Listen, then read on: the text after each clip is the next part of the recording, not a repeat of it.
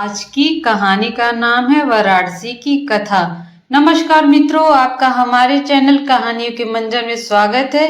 कहानी सुनने से पहले हमारे चैनल को लाइक और सब्सक्राइब करना ना भूलें। तो आइए सुनते हैं कहानी। यह कथा द्वापर युग की है, जब भगवान श्री कृष्ण के सुदर्शन चक्र ने काशी को जलाकर राख कर दिया था। बाद में वाराणसी के नाम से प्रसिद्ध हुआ। यह कथा इस प्रकार है। मगध का राजा जरासंध बहुत शक्तिशाली और क्रूर था। उसके पास अनगिनत सैनिक और दिव्य अस्त्र शस्त्र थे। यही कारण था कि आसपास के सभी राजा उसके प्रति मित्रता का भाव रखते थे। जरासंध की अस्ति और प्रशस्ति नामक दो पुत्रियां थीं। उनका विवाह मथुरा के राजा कंस के साथ हुआ था। कंस अत्यंत पापी और दुष्ट राजा था।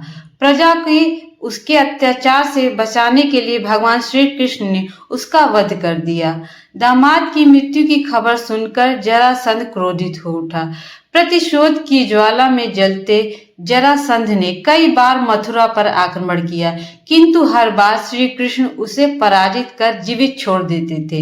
एक बार उसने कलिंगराज पेंड्रंग और काशीराज के साथ मिलकर मथुरा पर आक्रमण किया, लेकिन भगवान श्री कृष्ण ने उन्हें भी पराजित कर दिया।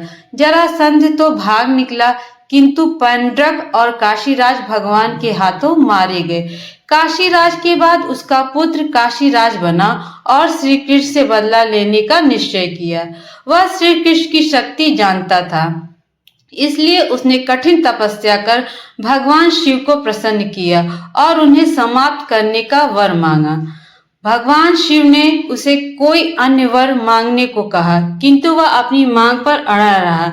तब शिव ने मंत्रों में एक भयंकर कृत्या बनाई और उसे देते हुए बोले, वत्स, तुम इसे जिस दिशा में जाने का आदेश दोगे या उसी दिशा में स्थित राज्य को जलाकर राख कर देगी।